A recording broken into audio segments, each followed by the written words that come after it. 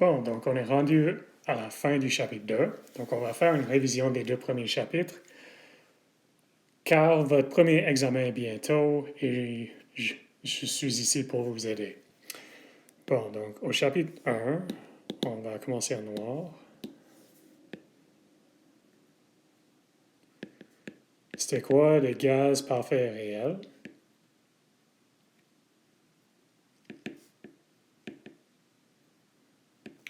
Bon, donc un gaz parfait a une relation simple entre ses variables d'état que vous connaissez. Je veux que vous compreniez l'image physique.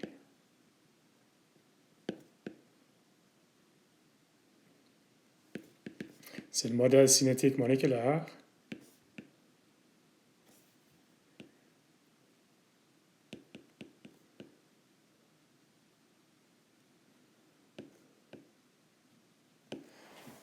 Donc, on a un gaz composé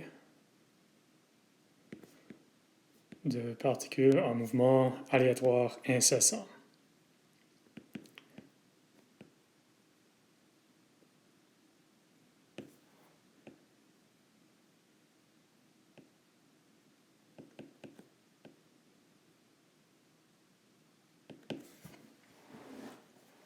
La taille des molécules est très petite, donc négligeable.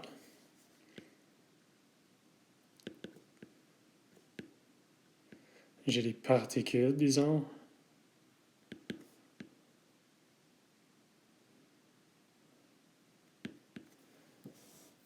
Ce qui veut dire que leur diamètre est beaucoup plus petit que la distance moyenne parcourue entre collisions.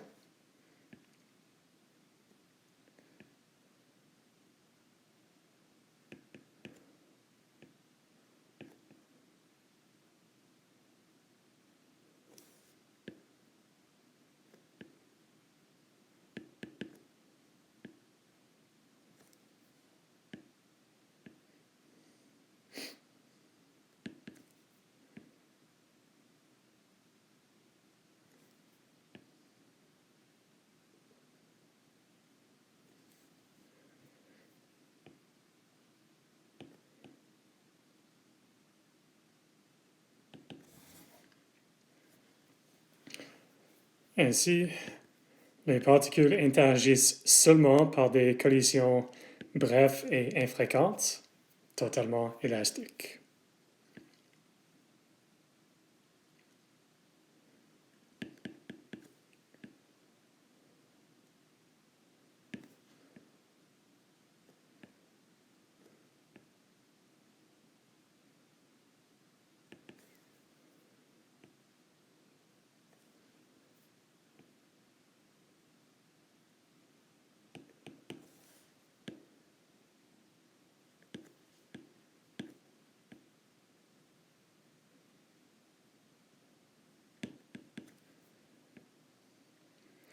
Encore une fois, qu'est-ce qu'on veut dire par complément élastique? L'énergie cinétique est conservée pendant la collision.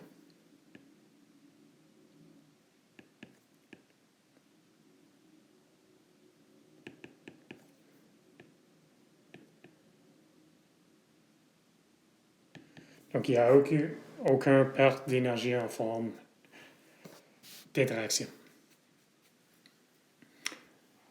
Bon, donc avec ça, on peut définir.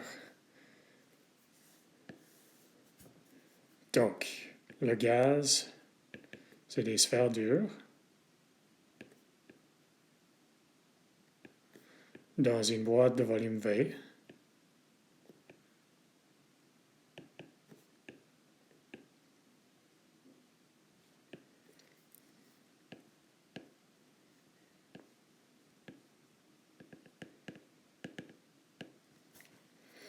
Donc, ils sont partout dans cette boîte, puis ils bougent, puis il n'y a aucune interaction entre eux. La pression, c'est quoi? C'est la force exercée par les sphères sur les murs.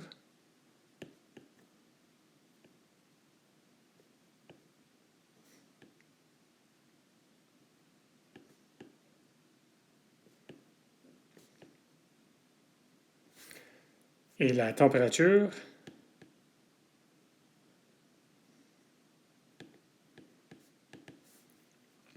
c'est une mesure de l'énergie cinétique moyenne.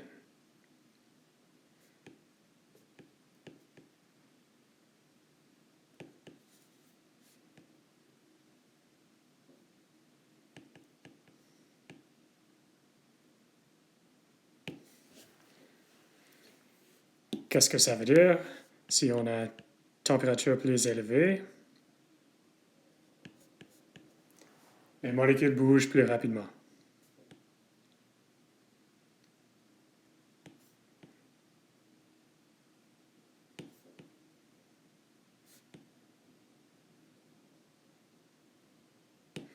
Et par contre, si une température moins élevée, les molécules bougent plus lentement.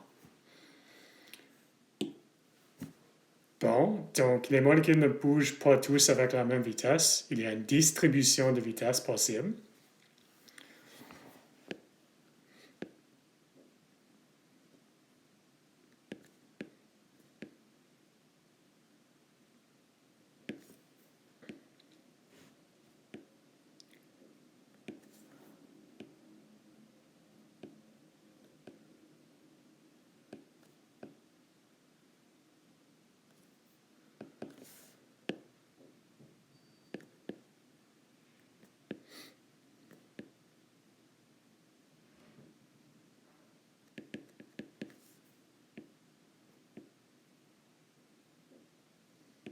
Et c'est la distribution Maxwell. Ne mémorisez pas cette formule, mais la distribution a cette forme.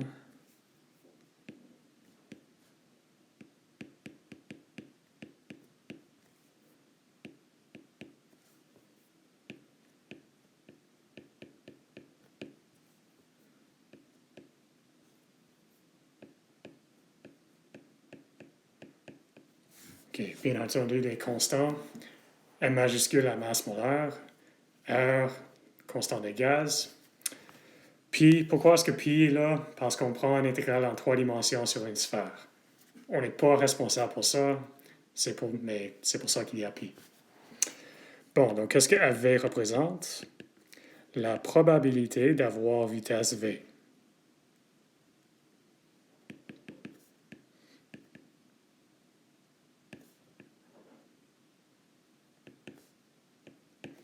Donc, si on prend la somme de toutes les vitesses, donc les vitesses permises sont entre 0 et l'infini. Donc, aussi, la vitesse d'une fonction lisse, ce n'est pas une fonction discrète, donc il faut prendre une intégrale de v dv. Donc, la somme de toutes les vitesses possibles est 1. Pourquoi? Parce que ce facteur l'assure.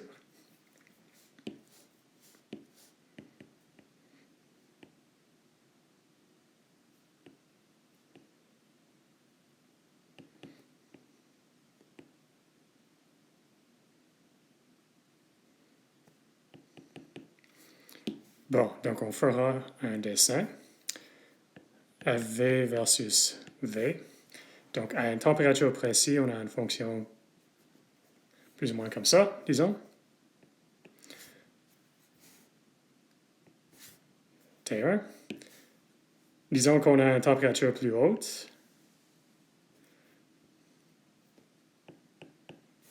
Puis une température plus froide.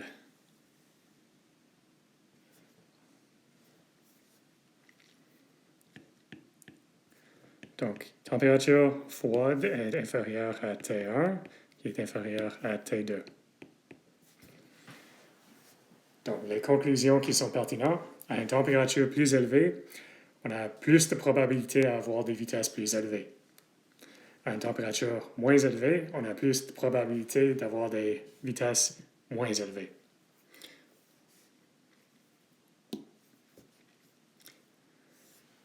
Bon, donc c'est plus ou moins ça, les gaz parfaits puis la distribution de vitesse.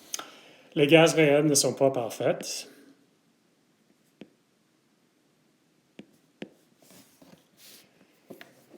Qu'est-ce qui distingue un gaz réel d'un gaz parfait? les interactions intermoléculaires. Donc, pour un gaz réel, les interactions intermoléculaires sont non nulles.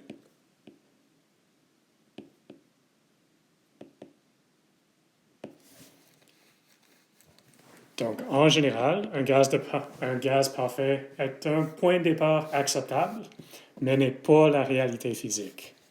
Ce qui veut dire, c'est une première approximation qui est valide la plupart du temps, mais n'est pas exacte.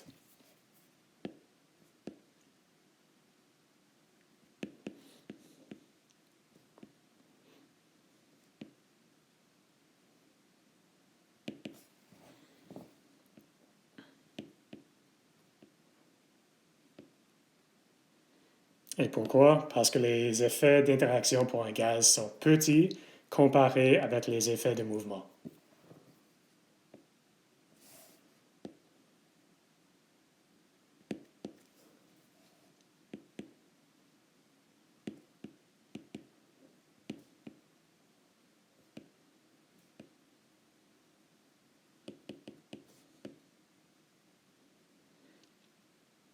Et est-ce que c'est facile de décrire un gaz réel? Non. Pourquoi? Parce que chaque gaz est différent. Donc, le point d'ébullition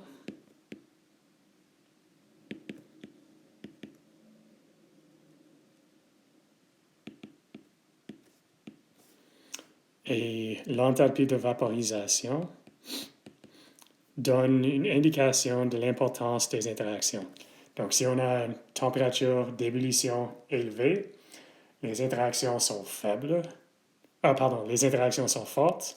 Si le point d'ébullition est très petit, comme pour hélium liquide, les interactions sont très faibles.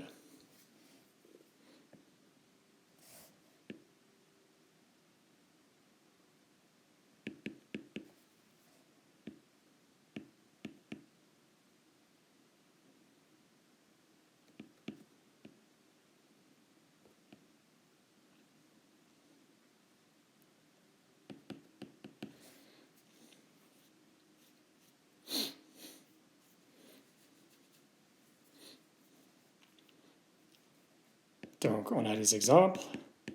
HE, TB très faible, très petite.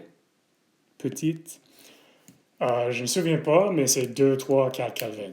C'est vraiment faible. N2, c'est plus haut, mais encore faible. Puis H2O, les interactions sont fortes. Pourquoi? Parce qu'il y a des dipôles permanents.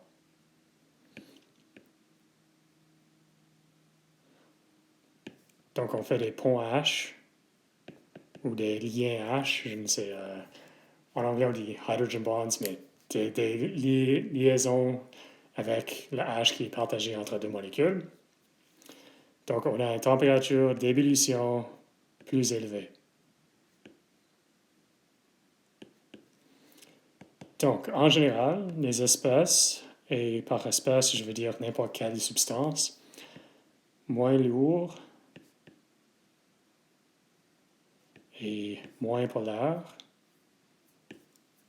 Ok, je vais donner 3 moins polaire. Donc, pour être polaire, il faut avoir un dipôle ou une asymétrie dans la molécule, ainsi que moins polarisable.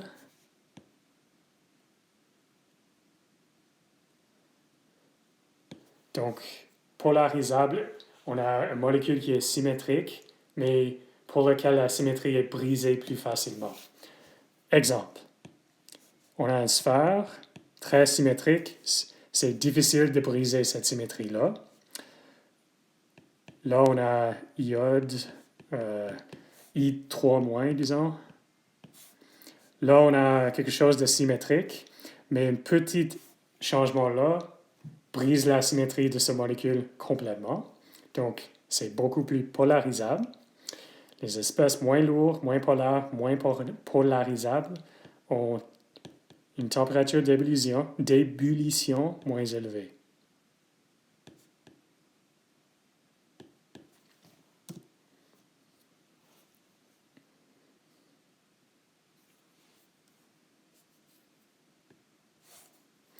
Et bien sûr, c'est un espèce au pluriel. OK, les interactions. On peut faire un graphique de l'énergie du potentiel. Donc, il y a deux formes d'énergie. Toujours, il y a cinétique, potentiel. Si on vous demande deux formes d'énergie, ne dites pas chaleur, travail. Pourquoi? On sera là bientôt. Il y a cinétique et potentiel. Cinétique, l'énergie du mouvement. Potentiel, l'énergie des interactions. Donc, ici, on a 0. Pour un gaz parfait, il n'y a aucune interaction. Mais dans la réalité, on a une courbe qui regarde quelque chose comme ça. Quand l'énergie du potentiel est supérieure à 0, quand les molécules sont très proches les uns les autres, on a des répulsions dominantes. Quand l'énergie du potentiel est inférieure à 0, on a les attractions qui sont dominantes. Dans les deux situations, il y a toujours des attractions, les répulsions, mais c'est quel effet est dominant?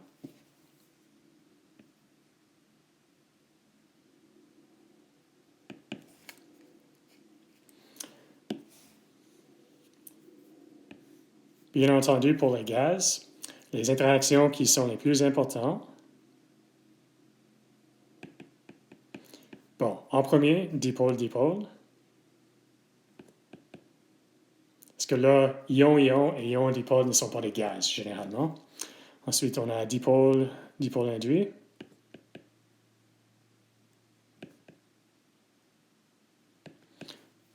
Et dipôle induit.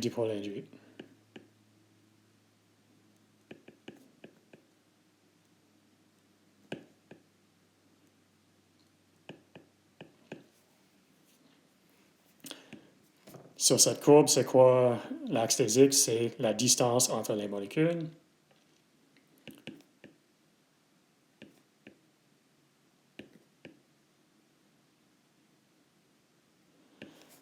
Bon, et on va écrire énergie du potentiel qui est supérieure à 0. Répulsion dominante.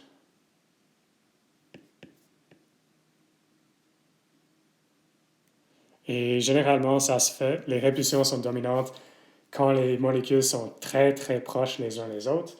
Pourquoi? Parce qu'ils ne peuvent pas occuper le même volume.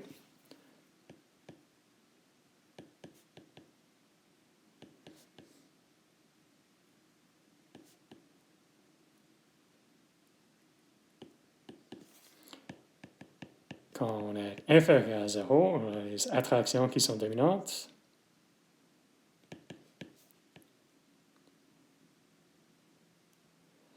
Généralement, c'est la plupart des distances, sauf quand il y a une séparation assez large que les effets sont pratiquement nuls.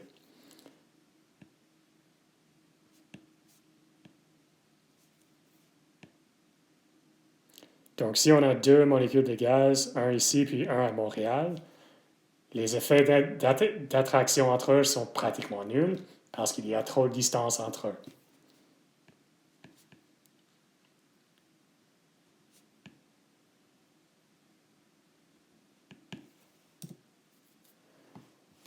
Bon. Donc, même si on n'a pas d'équation générale réelle, on peut définir des variables empiriques qu'on peut mesurer, en particulier, où on peut modéliser, le facteur de compression,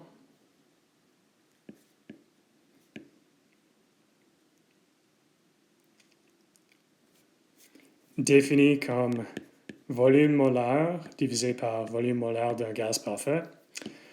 Le volume molaire dans le numérateur, c'est ce qu'on observe dans la réalité. Donc, pour un vrai système.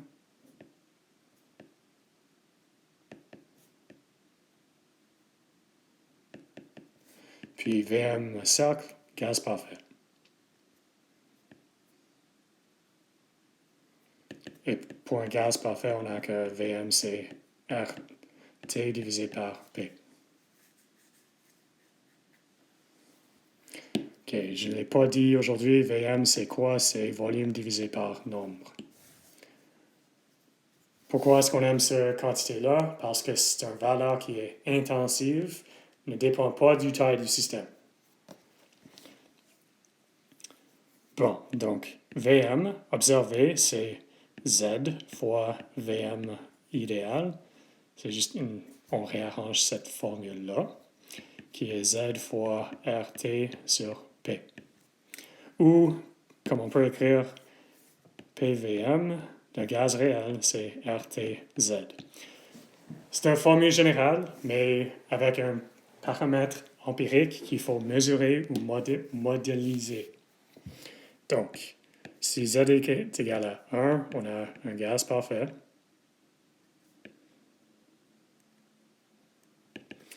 Si Z est supérieur à 1, qu'est-ce que ça veut dire? Ça veut dire que VM réel divisé par VM d'un gaz parfait est supérieur à 1, qui veut dire que VM c'est supérieur à VM parfait. Donc, on a des attractions qui sont dominantes. Non, c'est l'inverse. Le volume veut être plus grand que d'habitude pour un gaz parfait, donc les molécules sont en moyenne plus loin que pour un gaz parfait. Donc, répulsion dominante. L'inverse, si Z est inférieur à 1, ça veut dire que VM est inférieur à VM d'un gaz parfait. Ça veut dire qu'en moyenne, les molécules d'un gaz réel sont plus proches les uns les autres que pour un gaz parfait. Donc, les interactions doivent être attractives en agrégat, ou on peut dire que les attractions sont dominantes.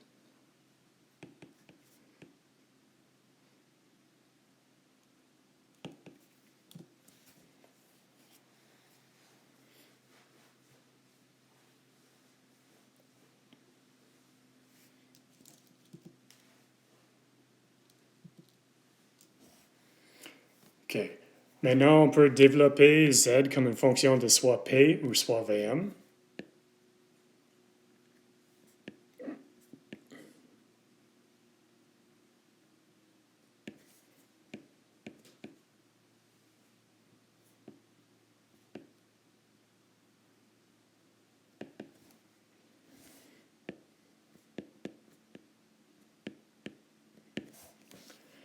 Donc, l'état du système est défini par P, VM et T.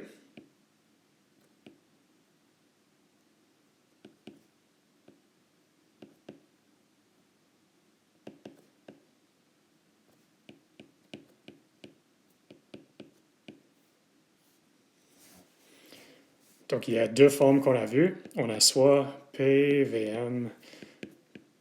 Donc, tous les deux sont un exemple de ça, mais avec deux développements pour Z différents. Donc, soit 1 plus un coefficient B' fois P, c'est un coefficient C' fois P au carré, etc. Ou comme fonction de VM, plus un coefficient B sur VM, c'est un coefficient C plus VM au carré, etc. Pourquoi est-ce qu'on peut faire ça? Parce que le premier terme dans cette série est beaucoup plus grand que le deuxième, qui est beaucoup plus grand que le troisième, etc. Et si c'est le cas, c'est un développement qui est pratique.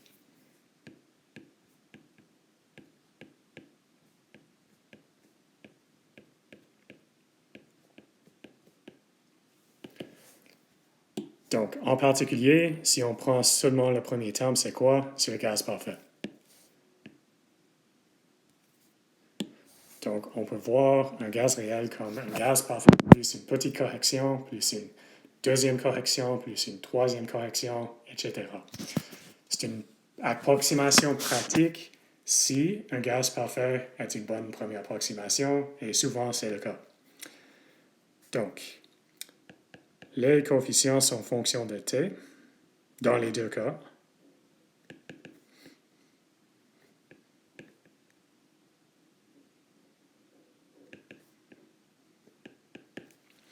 Il y a une température précise, la température de Boyle,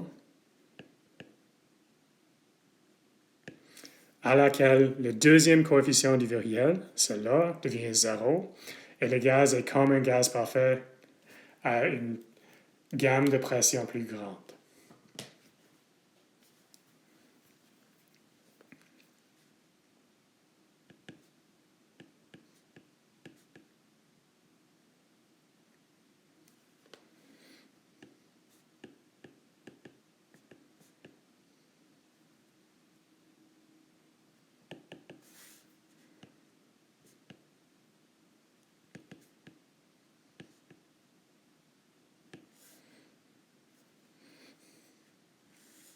Et à cette température-là, le gaz agit comme un gaz parfait.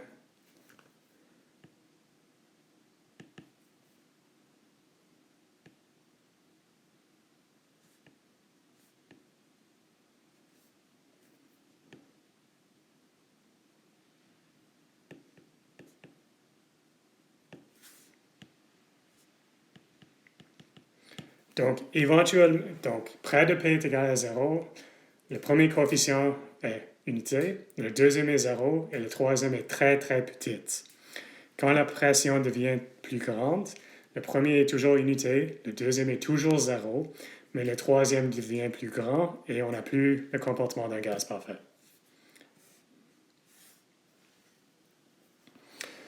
Bon, donc, dans les leçons, on a vu un modèle d'un gaz, c'est le gaz de Van der Waals. Puis pour votre premier devoir, vous avez vu le gaz d'Iderici, qui est plus ou moins la même chose, mais les dépendances sont plus compliquées.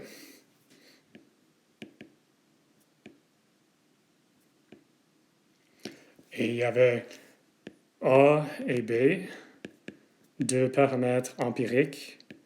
Donc, qu'est-ce que ça veut dire? Pour chaque gaz, ils sont différents et il faut être mesuré. Deux paramétriques. Deux paramètres empiriques.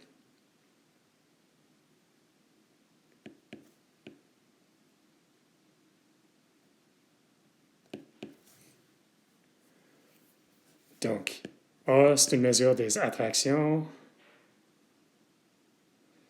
Directement, c'est quoi B? C'est la taille des molécules, qui est beaucoup plus petit que le volume du gaz, bien entendu. Donc, indirectement, c'est les répulsions.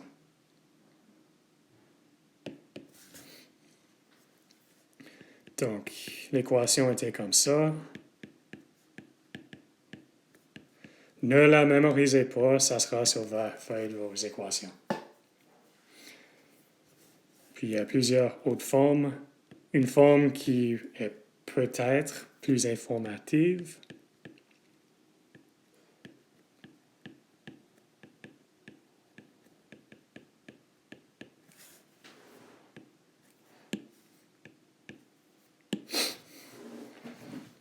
Donc, un gaz parfait, PVM. Ici, on a P modifié par quelque chose de petit fois V modifié par quelque chose de petit.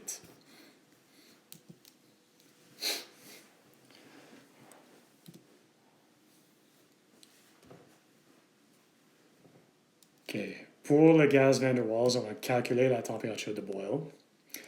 Pour y rendre, il faut utiliser la série géométrique et je ne veux pas que vous mémorisez ça.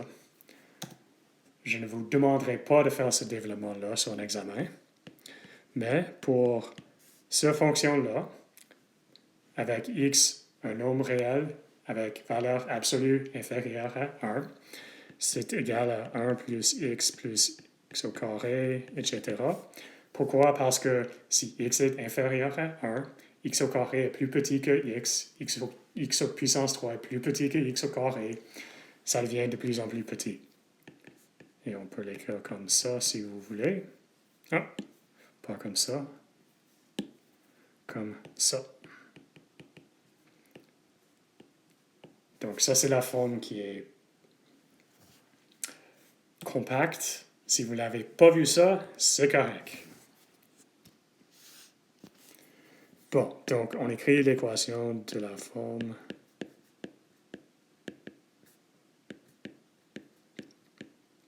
Puis on veut l'écrire de la forme 1 sur 1 moins x. Donc on factorise le premier terme, qui devient 1 sur 1 moins b sur Vm. Bon, donc on vient de dire que B est une mesure de la taille des molécules. Donc, comparé à Vm, B est très petite. Donc, on peut conclure que B et Vm sont tous les deux des choses positives. Donc, ça c'est inférieur à 1. Donc, 1 sur 1 moins B sur Vm.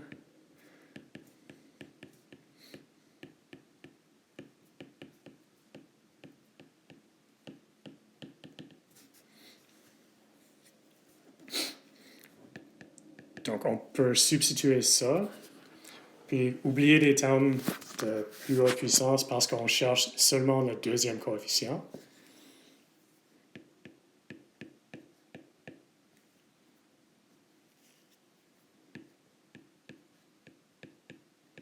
Donc, on va garder ça pour l'instant, puis on va écrire le deuxième terme comme ça.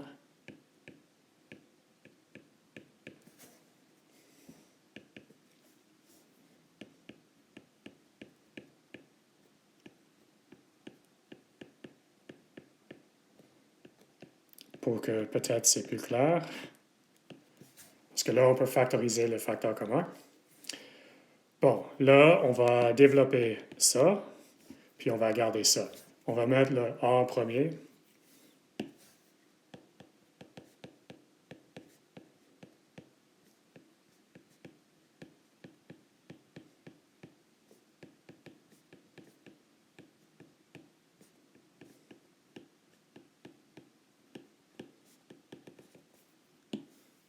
Donc, dans tous les termes-là, on a B sur Vm au moins en puissance 2. Donc, multiplié avec Vm ici sont au moins en puissance moins 3. Donc, on peut oublier.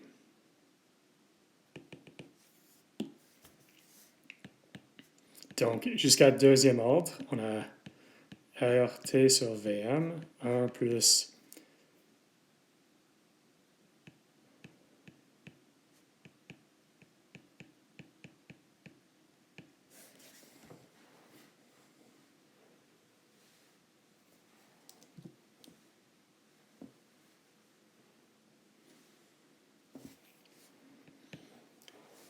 puis on peut écrire ça comme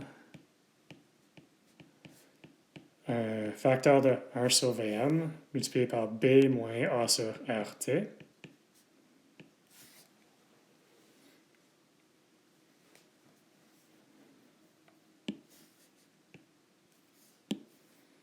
Plus etc. si vous voulez.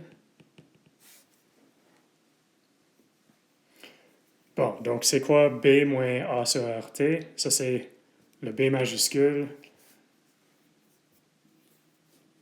ici. Bon, donc quand est-ce que c'est 0? Quand B minuscule moins A sur RT est égal à 0.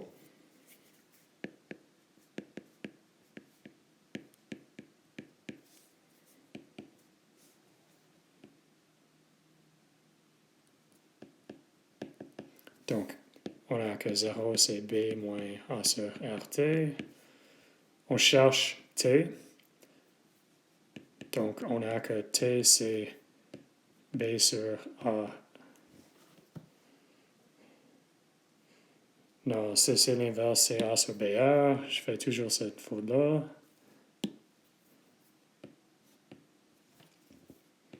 Et c'est la température de bois.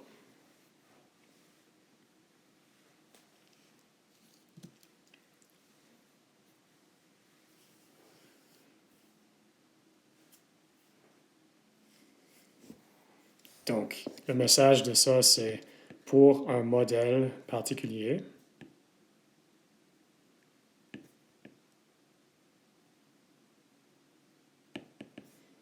on trouve la température à laquelle le deuxième coefficient du virial est égal à 0. Bien entendu, s'il faut le faire, je vais vous donner les séries comme celle-là, puis celle pour l'exponentielle si vous en aurez besoin.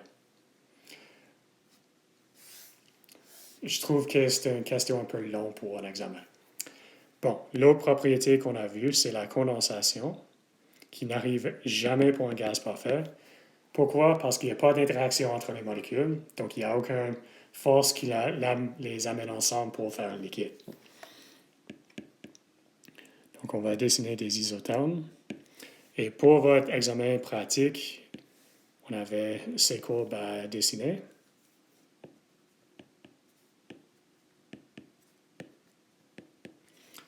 Bon, donc ici on a un gaz parfait.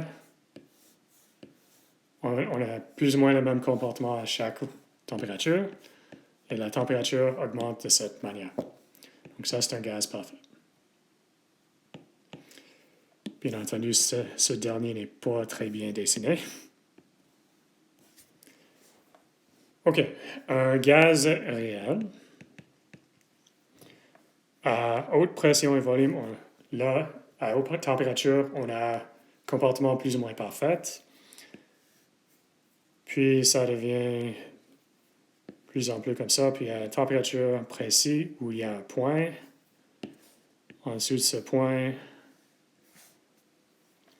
je vais essayer de dessiner ça un peu mieux.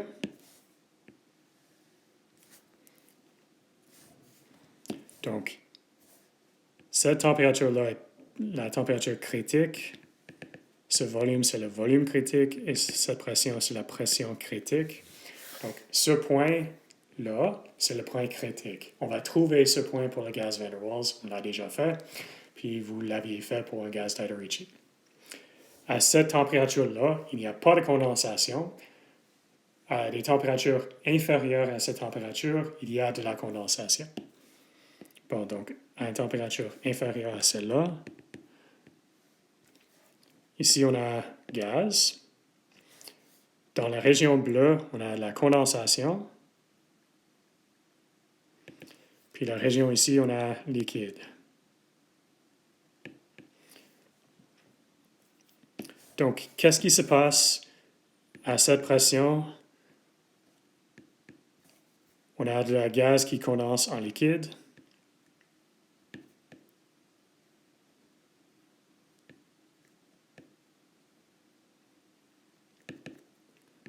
Jusqu'ici. Donc, le volume change, mais la pression ne change pas. Et la pression ici, c'est la pression de vapeur pour cette température-là. Donc, chaque température a une pression de vapeur différente, mais c'est ça.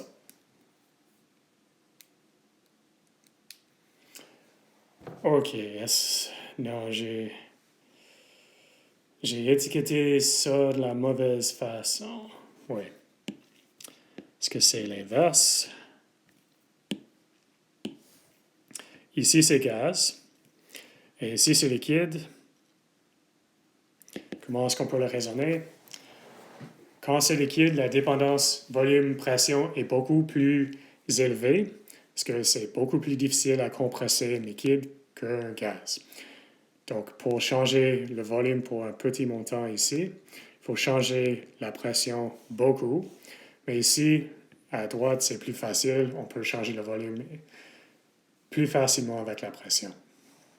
Désolé. Au moins, j'ai attrapé l'erreur. Bon. Donc ici, on a van der Waals au milieu. Aux températures, c'est plus ou moins un gaz parfait. Puis on a un comportement qui est plus comme ça. Puis il y a un point critique. Donc ici, c'est PC, PC, TC.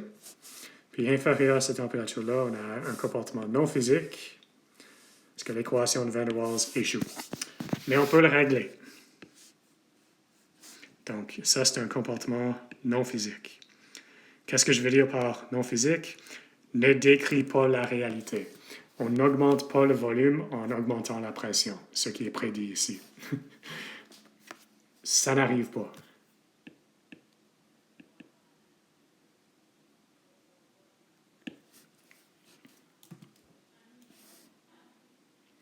Il y a une façon de gérer ça. Donc, si on dessine une courbe comme il faut dessiner une ligne horizontale qui coupe les deux régions en R égaux.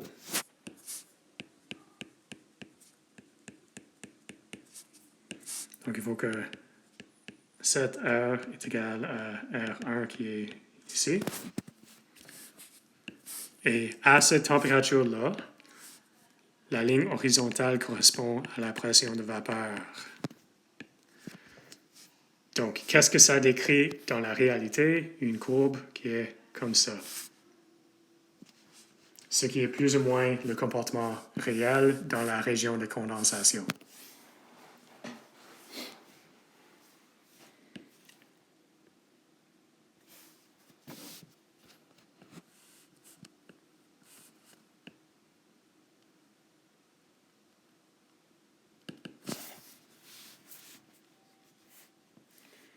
Okay, ça s'appelle la construction de Maxwell.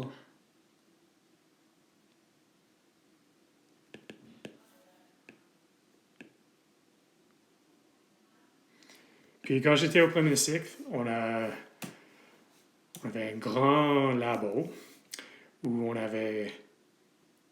il fallait faire des calculs avec un gaz parfait, puis un gaz Van der Waals, puis dessiner les constructions de Maxwell en regardant les données que l'équation donne. Ça a pris beaucoup de temps et ça nous a informé beaucoup, mais on ne le répète pas pour vous parce que les temps sont différents. Bon, pour calculer le point critique se trouve à un point d'inflexion sur la courbe.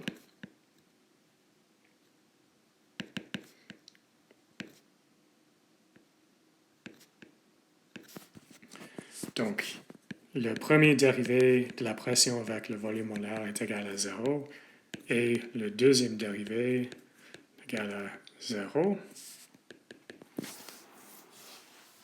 Si vous voulez faire ça pour un gaz parfait, donc vous pouvez l'essayer.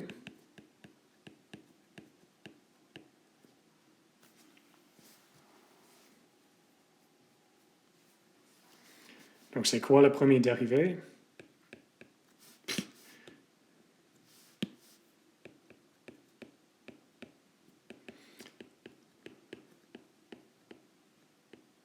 Puis le deuxième dérivé.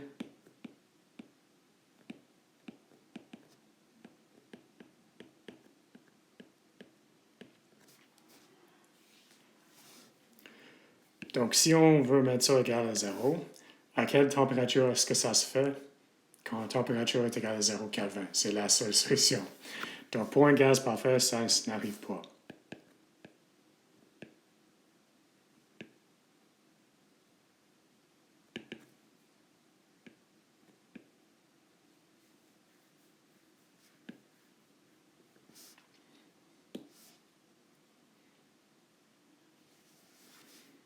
Mais pour un gaz Van der Waals, on l'a fait en place, puis vous l'aviez fait pour le gaz Tederici.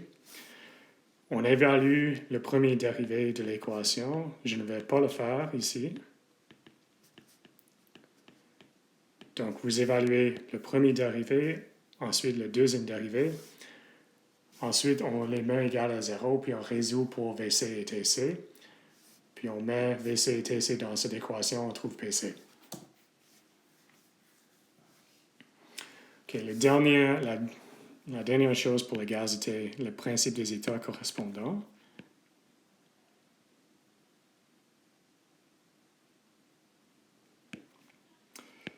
Donc, le message, c'est que on peut éliminer les paramètres A et B en utilisant le point critique d'un gaz donné.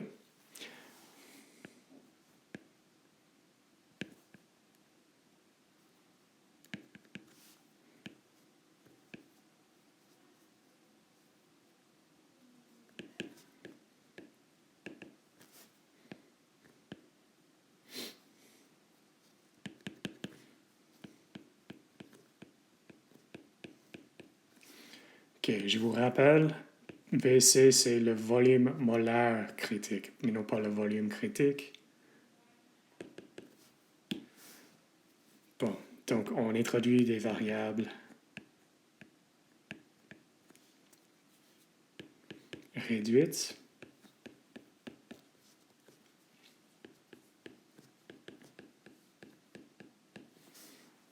Puis l'équation Van der Waals devient, avec ces variables,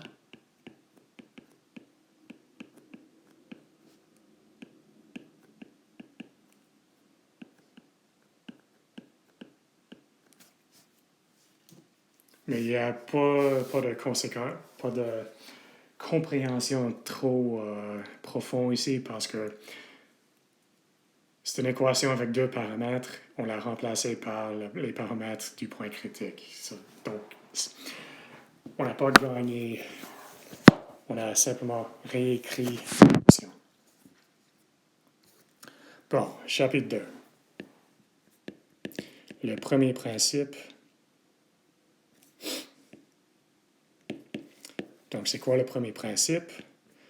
On a l'univers qui est le système plus l'environnement. Puis le système, c'est ce qui nous intéresse. L'environnement, c'est le reste de l'univers. Ensuite, on a U qui représente l'énergie interne.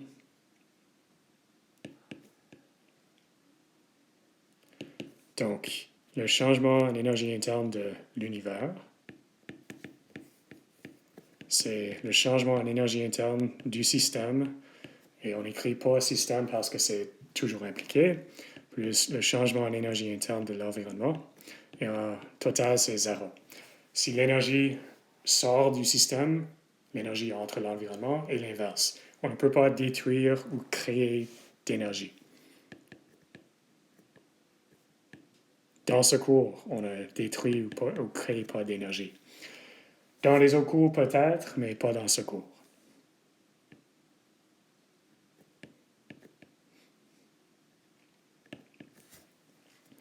Bon, donc, comme conséquence du changement d'énergie interne du système, c'est l'inverse changement d'énergie interne de l'environnement. Les conventions, si le changement d'énergie interne est inférieur à zéro, l'énergie sort du système.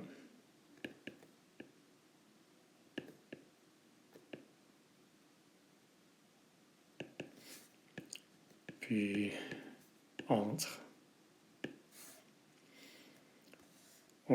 On a discuté des systèmes ouverts, fermés, isolés.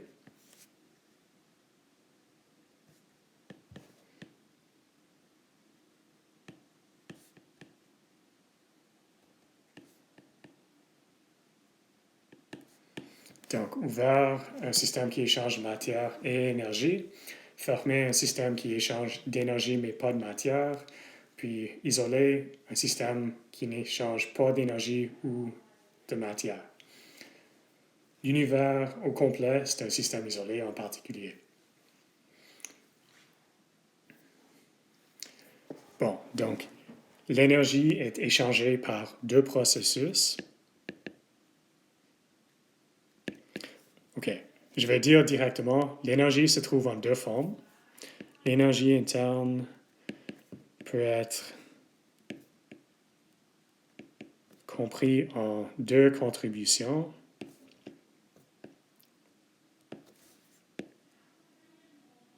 Donc, l'énergie interne du système, c'est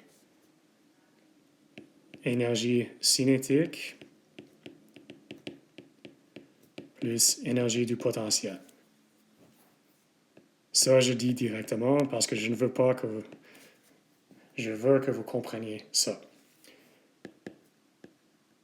L'énergie est échangée par deux processus. Et là, il y a une différence.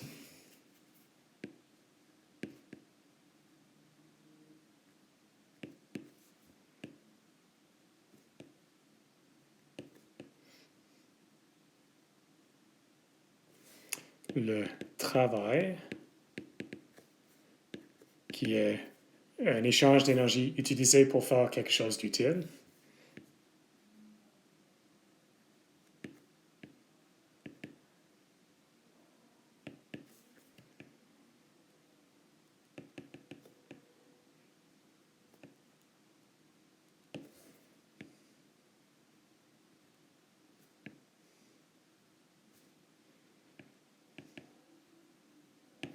Puis la chaleur, qui est l'énergie gaspillée à cause qu'il y a une différence de température.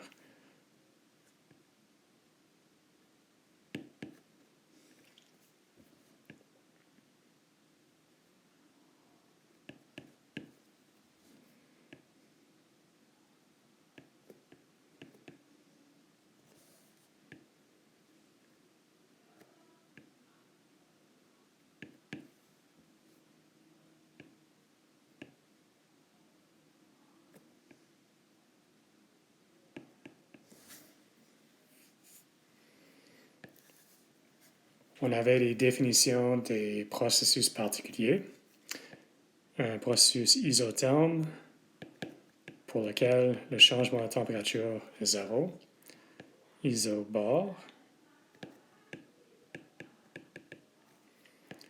Isocore. C'est un nom qui est ancien. Dans les nouveaux textes, peut-être ils disent isovolumétrique, whatever. Là. Finalement, adiabatique, qui est particulier.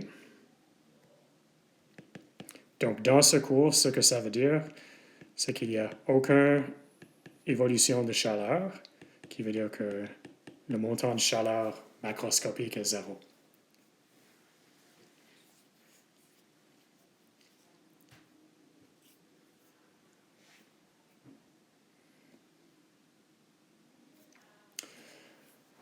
Bon, donc on vient de dire que l'énergie interne était en deux formes, cinétique et potentielle. Rappelons que pour un gaz parfait, il n'y a aucune interaction intermoléculaire, définition, donc il n'y a aucune énergie du potentiel.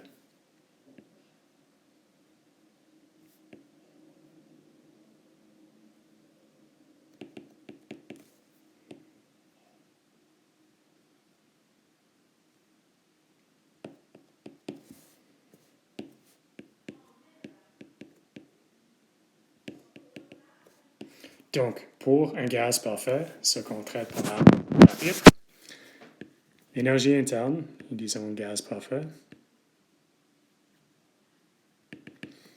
c'est cinétique. Bon, donc le gaz parfait est défini par son état, pression, volume, température. Le volume ou la pression vont mesurer l'énergie du potentiel. Pourquoi? Parce que le volume est une mesure de la distance moyenne entre les molécules. Puis la température est une mesure de l'énergie cinétique moyenne, on a déjà dit. Donc si on change le volume en gardant la température constante, on change la distance moyenne entre les molécules. S'il n'y a aucune interaction entre eux, on n'a aucun effet sur l'énergie. Donc, le volume ou la contribution de l'énergie interne d'un gaz parfait, autrement dit, U pour un gaz parfait,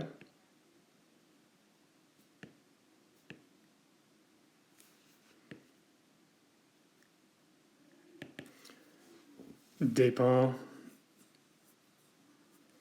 de T seulement. Bon, donc, dans ce chapitre, le variable qui décrit U, c'est T, seulement. Dans le prochain chapitre, on va utiliser V et T, puis dans le chapitre 4, on va utiliser deux variables différentes. Pour l'instant, on traite un gaz parfait, donc U est seulement une fonction de T. Donc, du, dv, pardon. Donc, U est une fonction de t. Le dérivé de U avec t à v constant, on appelle ça CV.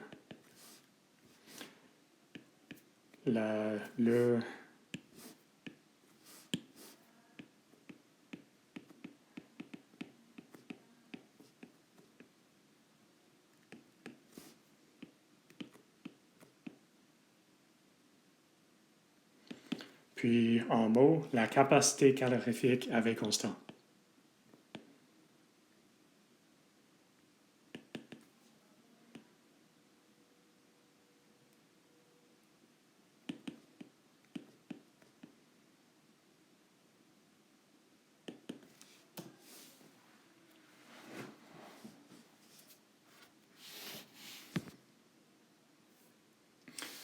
Dans le dernier leçon, on a vu comment calculer CV pour des gaz parfaits. Donc, pour des gaz parfaits,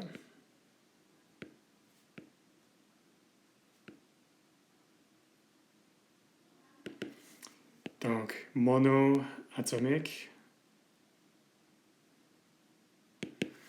il y a combien de mouvements. Il y a 3 translations. Et donc, CV, c'était 3 demi N heure. Diatomique est toujours linéaire. Donc, il y a 3 translations, 2 rotations, puis une vibration. Les 3 translations donnent 3 demi, les 2 rotations donnent 2 demi, puis les vibrations donnent N heure. Donc, en total, CV c'est égal à 3 plus 2 plus 2, 7 demi N heure.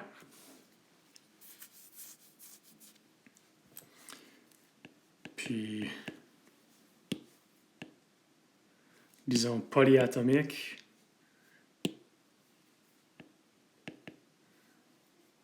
Donc, un espèce qui comprend n atomes.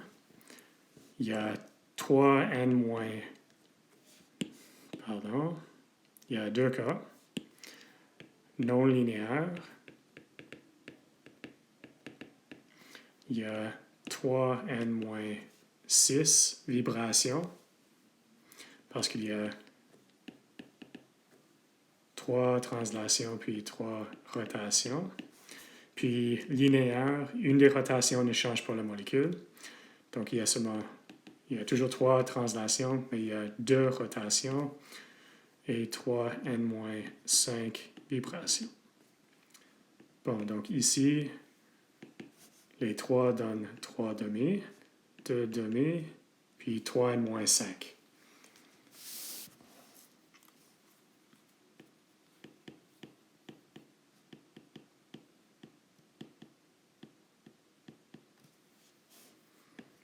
Puis ici, on a 3 demi plus 3 demi. Donc 3 demi plus 3 demi, c'est 3, plus les 3n-6 vibrations. Chaque vibration donne une contribution de n heure, chaque translation et chaque rotation 1 demi n heure. Ce n'est pas un calcul compliqué, je veux que vous soyez capable.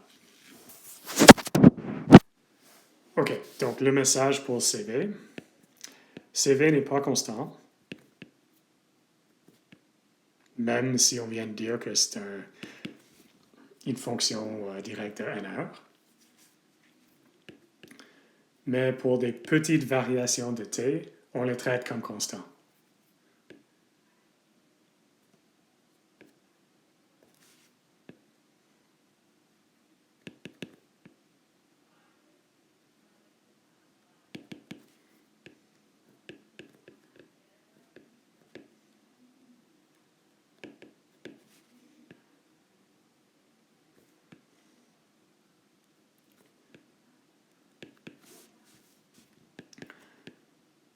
Je vous dis, et je ne vous demanderai pas d'expliquer ça, près de t est égal à 0, la fonction CV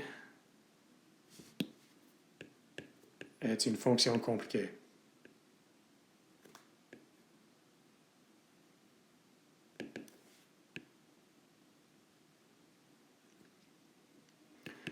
Là, il y a des explications statistiques qu'on ne verra pas dans ce cours. Donc, vous pouvez l'oublier. Par contre, je veux que vous compreniez que près de t est égal à 0, la dépendance est différente. Bon, donc on sait que CV, c'est du dt avec constant. Donc, un changement de u, à cause que u est seulement fonction de t, c'est CV dt. Donc, l'intégrale entre 2 points, c'est en général comme ça. D'habitude, CV, on le traite comme constant, sauf si je vous dis qu'on ne le traite pas comme constant. Donc, delta U, point gaz parfait, c'est CV delta T.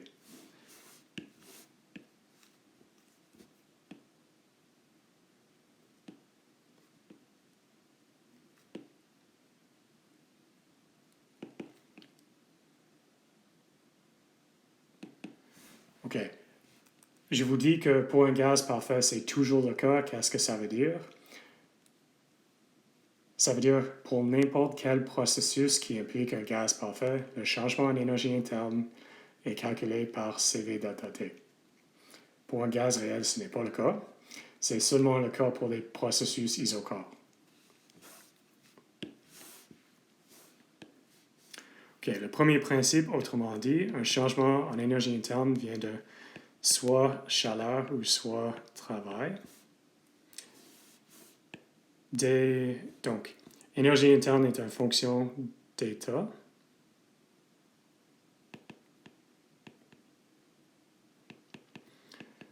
Mais la chaleur et le travail sont des fonctions de chemin.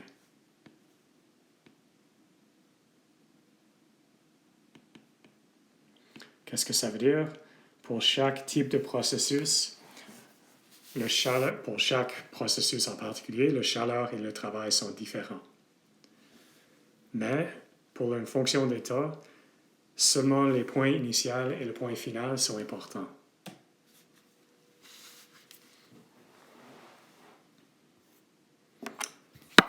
Autrement dit,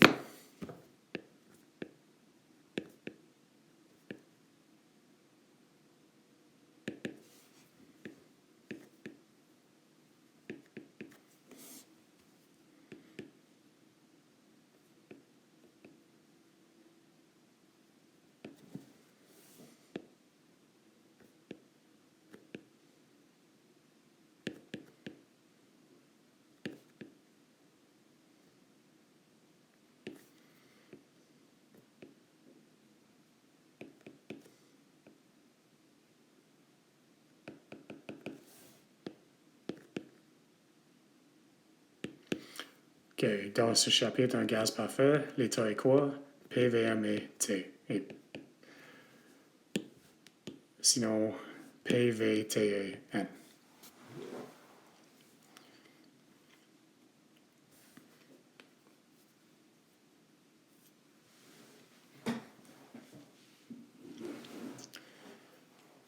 Bon, calculons le travail.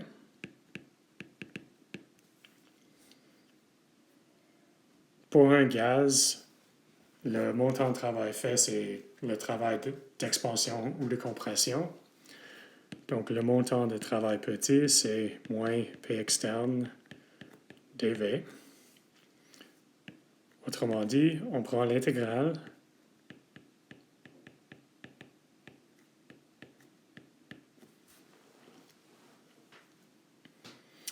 OK, les signes.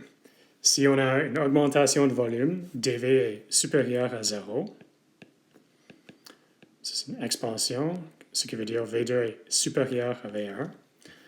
On a du travail qui est fait par l'environnement, par le système sur l'environnement.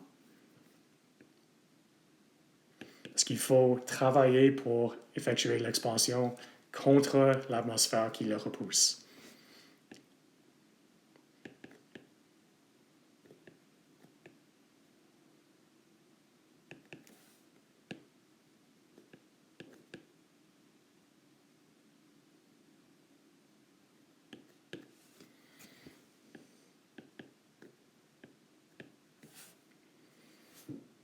Et l'inverse, si dV est inférieur à 0, on a du travail qui est positif, qui veut dire qu'on a du travail fait par l'environnement sur le système.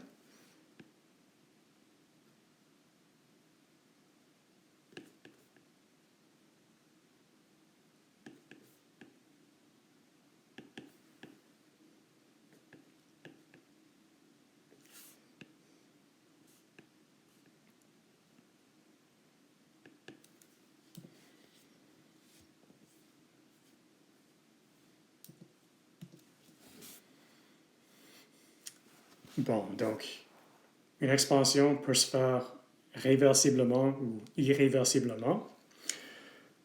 Pour un processus réversible, on a la définition. Le système et l'environnement sont en équilibre pendant tout le processus.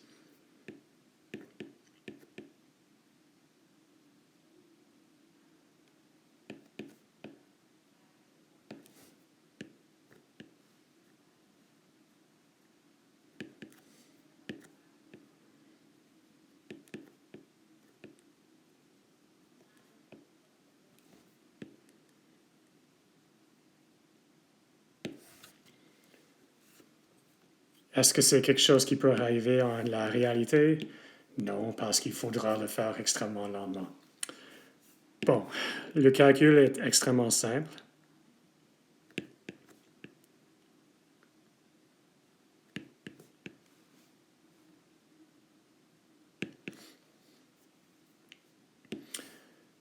Donc ici, réversible veut dire que la pression externe est la même que la pression du gaz pour tout le processus. Et pour un gaz parfait, c'est quoi? C'est nRT sur V. Pour votre devoir 2, vous allez calculer la pression réversible isotherme pour un gaz de Van der Waals. Comment est-ce que vous le faites? Qu'est-ce que réversible veut dire? Ça veut dire que la pression externe, c'est la même que la pression du gaz. Et dans ce cas-là, la pression du gaz n'est pas la pression d'un gaz parfait, mais d'un gaz Van der Waals, et vous savez la forme. C'est nRT sur Vn-B moins A sur V sur N au carré. Bon, donc le travail, c'est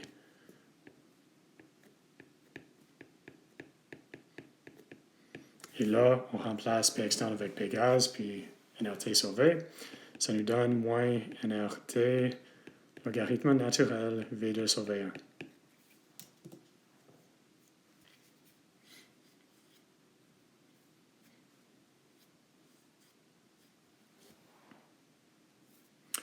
Bon, chaleur. Disons juste comme définition, pour un processus isochore, on a chaleur avec constance, c'est CV, la capacité calorifique à volume constant, fois delta T.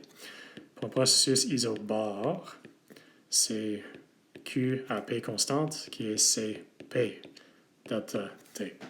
Les montants sont différents qu'on a vu.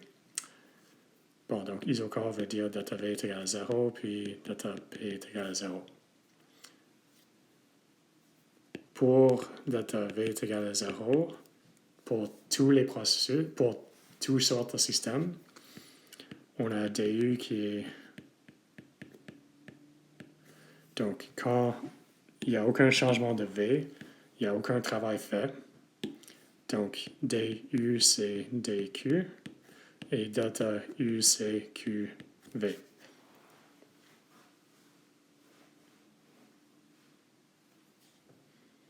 Donc, pour un processus à V constante, le montant de chaleur, c'est CV delta T. Pour un processus à P constante, c'est CP delta T. OK, ça nous amène à la définition enthalpie.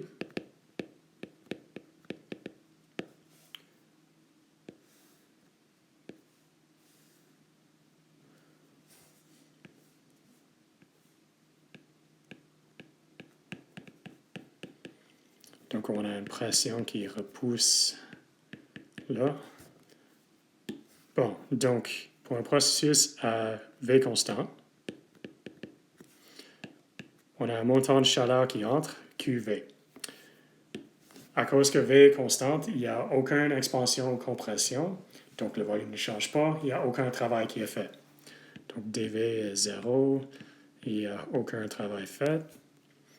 Donc le changement en énergie interne, c'est uniquement de la chaleur. Et si on faisait le même diagramme à P constante, on a une situation un peu différente.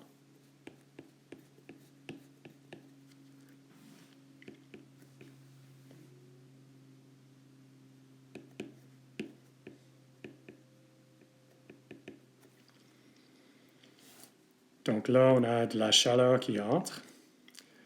Maintenant, le volume n'est pas constant. À cause qu'on introduit de l'énergie dans le système, on aura une augmentation de volume. Donc, on a dV qui est supérieur à 0. Qu'est-ce que ça veut dire? On a l'expansion, il y a du travail qui est fait par le système sur l'environnement.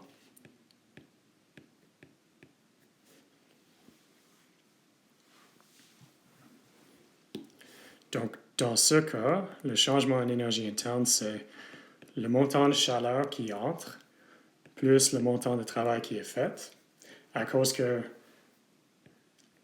c'est un travail d'expansion, donc on a de l'énergie qui sort du système, on a le travail qui est inférieur à 0, Donc, le changement d'énergie interne est inférieur à QP.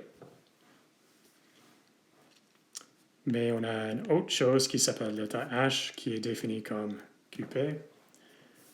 Et si, on peut définir H comme U plus PV.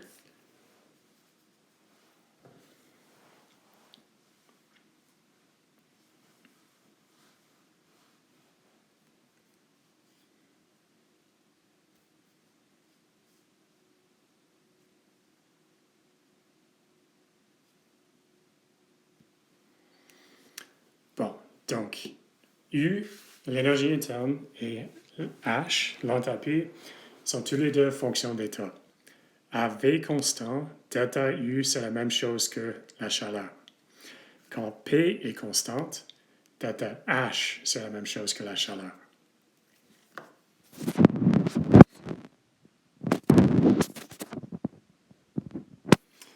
Donc, on a dit que chaleur à pression constante était Cp delta T. On vient de voir que delta H, c'était Qp, donc Cp delta T. Pour un processus à pression constante, pour un gaz parfait,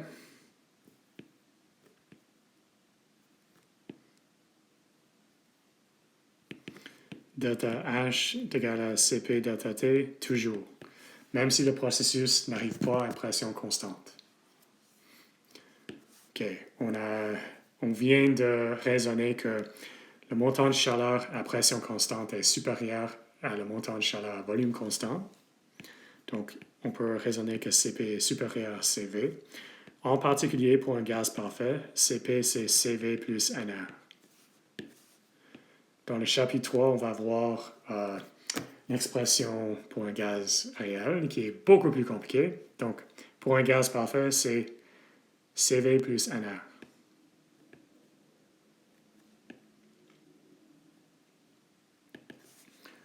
OK. Le dernier type de processus qu'on a vu, c'est les processus adiabatiques.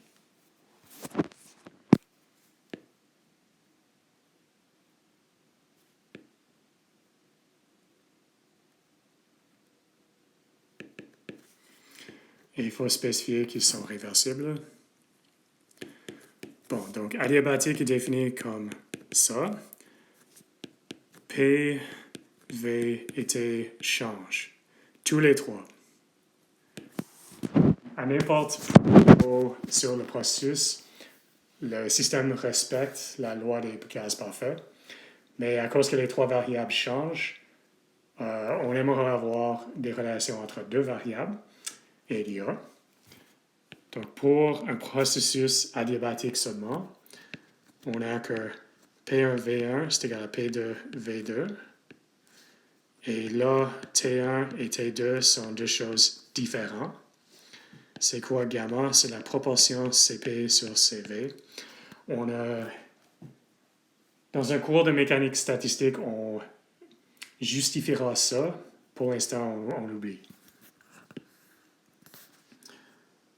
Entre température et volume, il y a une relation différente. 1 sur C minuscule, où 1 sur C minuscule, c'est Nr sur Cv. Et bien entendu, P1 n'est pas égal à P2. OK. Je vais vous donner un exemple qui peut-être va expliquer quelque chose. Aussitôt que je le trouve. OK. On change l'état du système par deux processus différents.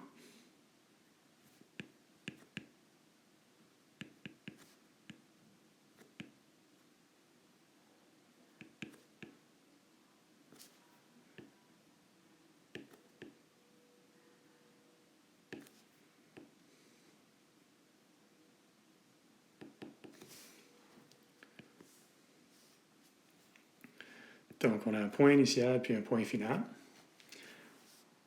On a un processus comme ça.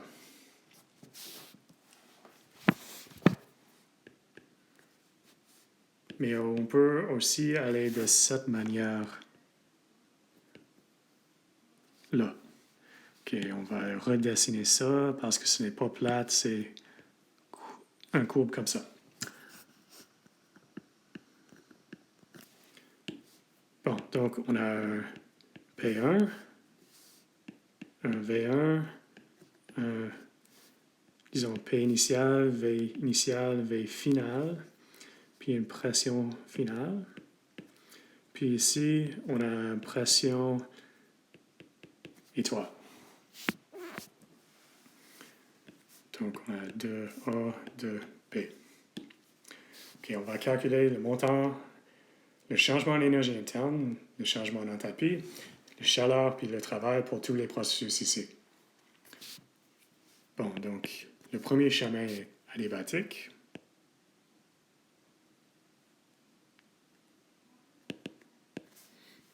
Donc, on a P1, V1, PI, VI, TI, PF, VF, TF.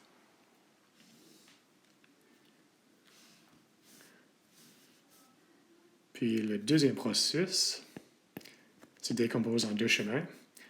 Le premier est un chemin isochore, donc le volume ne change pas. Donc PI, VI, TI vont à P étoile, VI, TF. Donc la température n'est pas dessinée directement.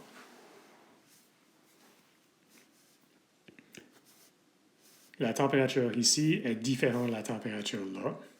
La température ici, c'est la même que ici, mais ici et ici sont différents. Le deuxième chemin, c'est isotherme.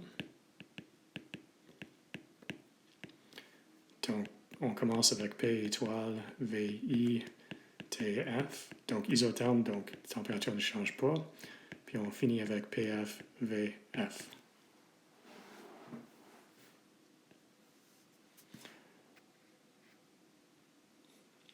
Bon, donc calculons Q, θ U, θ H, puis W. Le premier processus est adiabatique, donc définition Q est égal à 0. C'est un gaz parfait, donc CV delta T, et c'est premier principe Q plus W. Q est égal à 0, donc W c'est CV delta T. Ensuite, H c'est CP delta T.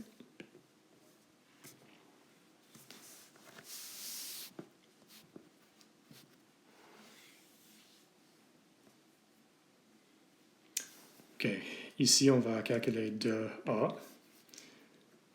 Pour le premier chemin est isochore, donc V ne change pas. W est égal à 0, il n'y a aucun travail fait. On a un changement de température. Et là, c'est Q. Parce que c'est un processus à volume constant.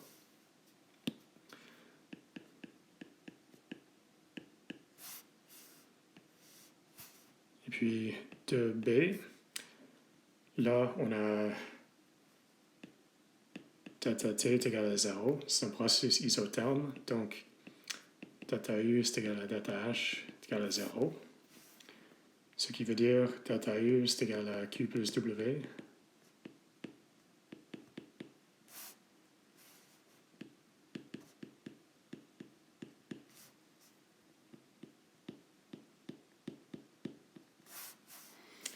Ok, ce ne sont pas les bonnes étiquettes. VF, VI. Donc, en total pour 2, θU c'est CV θT plus 0.